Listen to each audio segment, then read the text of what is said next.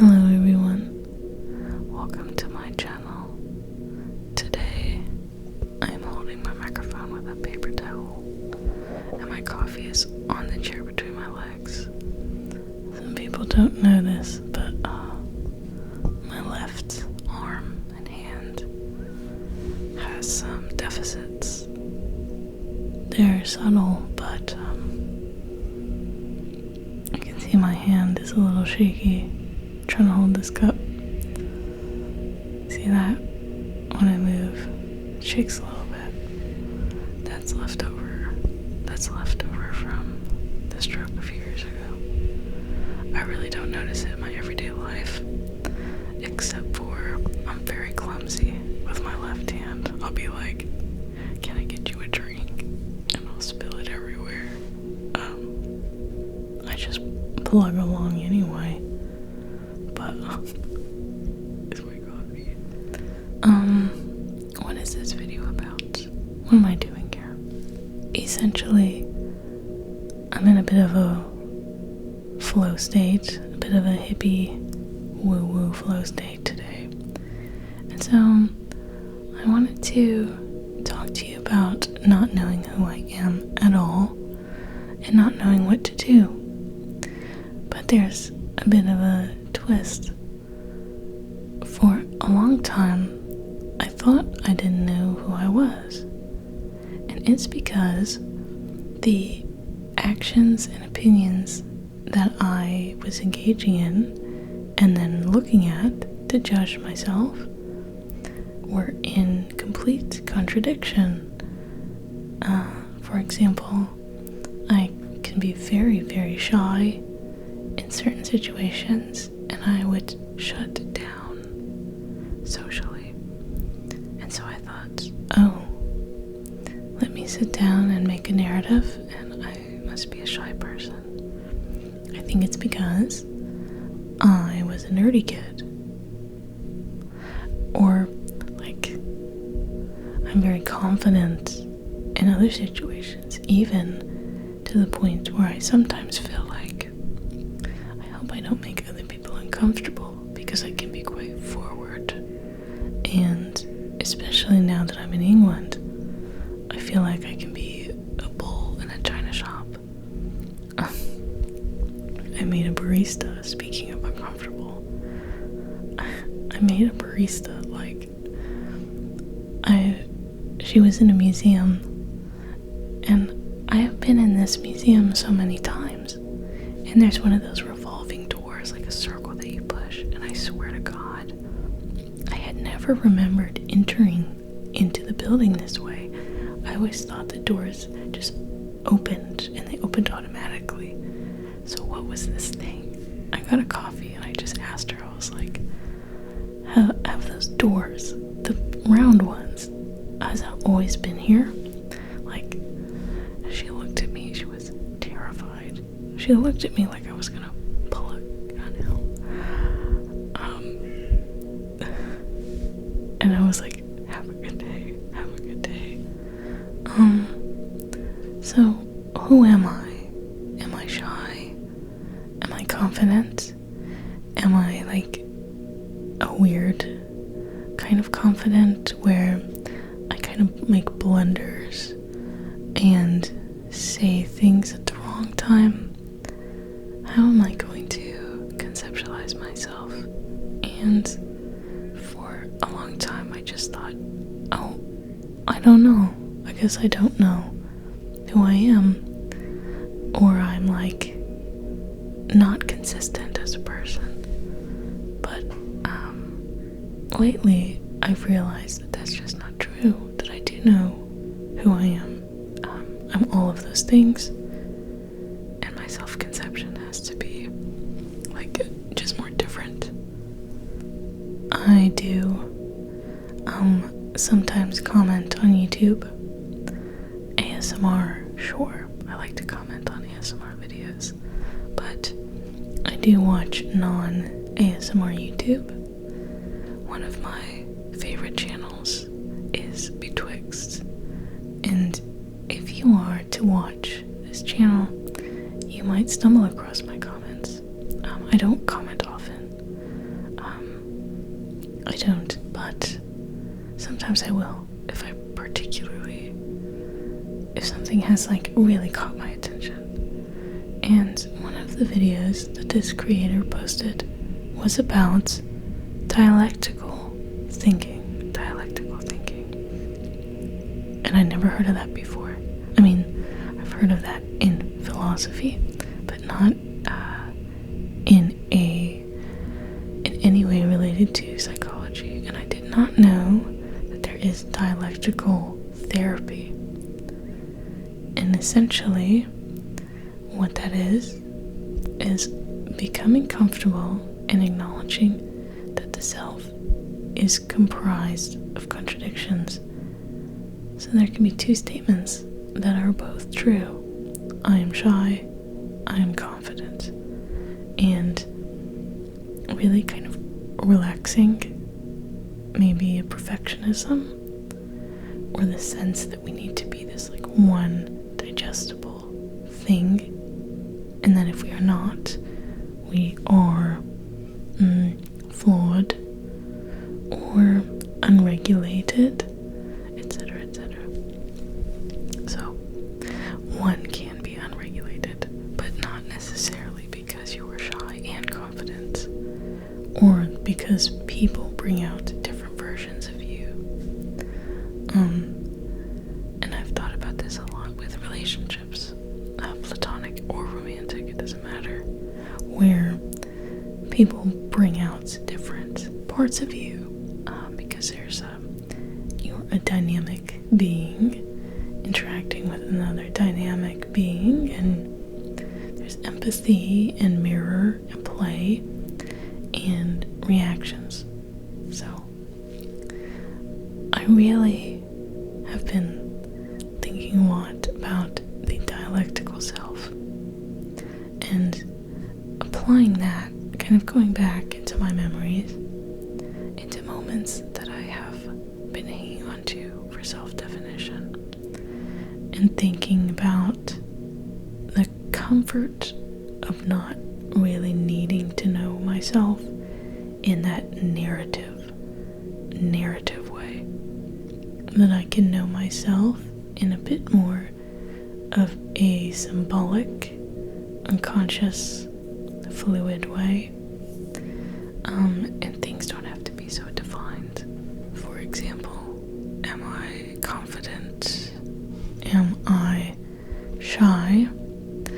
I can be okay in like coming from a place of love and like desire when I enter the world. I don't need to enter it knowing that I'm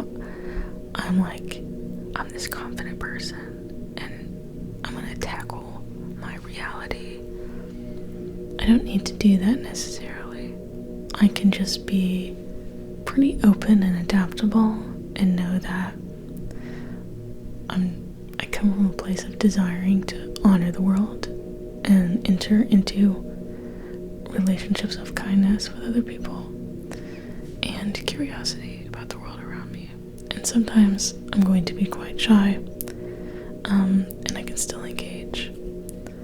I can still pick up the coffee with the left hands, even though the mechanics are weird.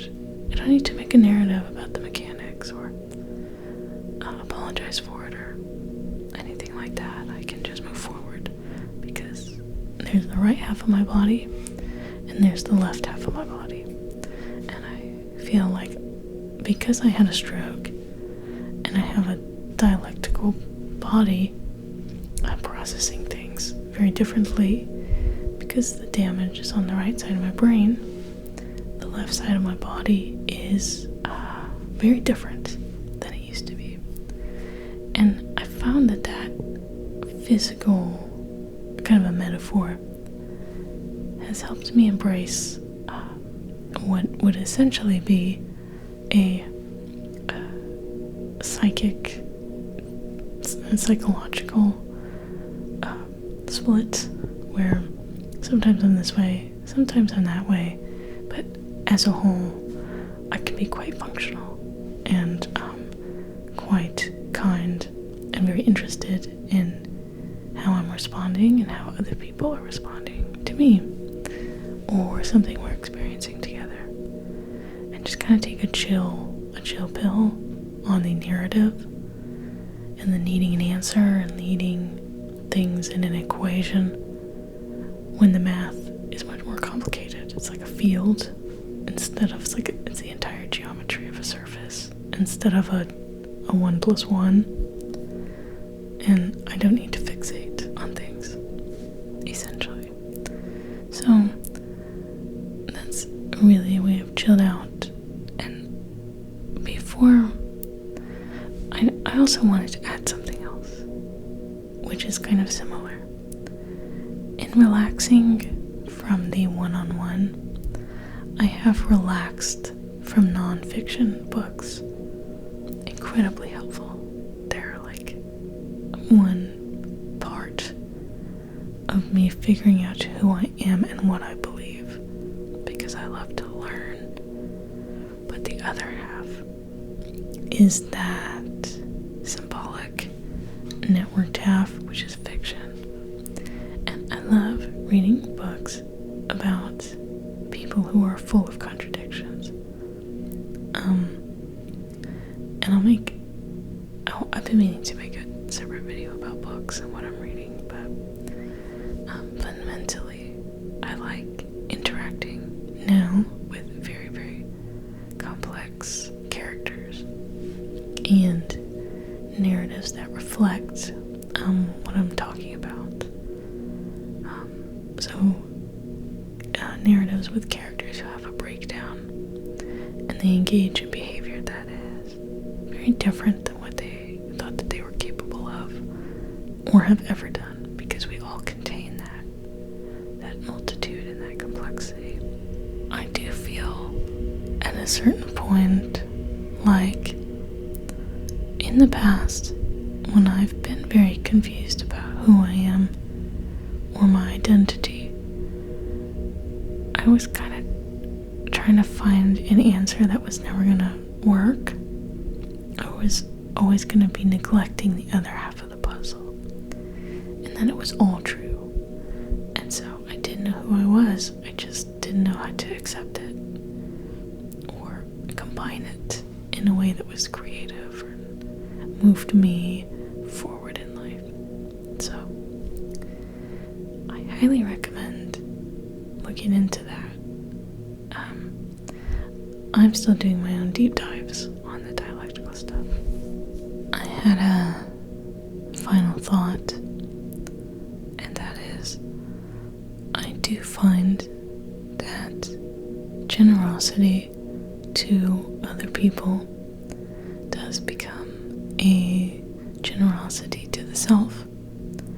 And that makes sense in that dialectical way, because you're making room for the other, the thing that is outside of your own self-narrative and conception, and extending some empathy and generosity to that. That is something that I've struggled with because I protect myself. I have very high standards, and I shouldn't say that. They're not standards. I have very high walls of protection that bar out even kind of normal levels of human complexity, because I haven't been able to process complexity very well, especially when I was younger. I needed things to be very clearly digestible and non-threatening. And as I've gotten older and I have relaxed, I've realized that I was shutting out even just your bare bones complexity in people. This was not like a strong boundary violation. It wasn't not talking to someone who really you shouldn't talk to. This was like avoiding normal emotions in friends, in relatives, in people I would encounter, like not knowing how to handle the range of human expression. I feel like when I started to relax that, because I realized that I wasn't making friends very easily, and I wasn't keeping people in my life very easily. And so as I started to relax that, those really high bars and expectations, I found that I was able to accept the normal contradictions within myself. And that's been quite important. And so I think that there's something very true about that. When you accept other people, you kind of accept yourself. And your bar for others is like your bar for yourself. The holidays are coming up, and that is usually a time when you readjust your boundaries and you encounter other people, like extended family or friends you haven't seen in a long time. And sometimes the holidays means doing this work, and sometimes you can have your sense of self threatened because, things can be different with your family. Like, you go back to your family and there's this old dynamic, and something the creator in that video I was talking about from Betwixt, this person used an example where like, oh, I'm different around my friends than my family. Like, of course. The answer is yes. Like, of course. Of course we are.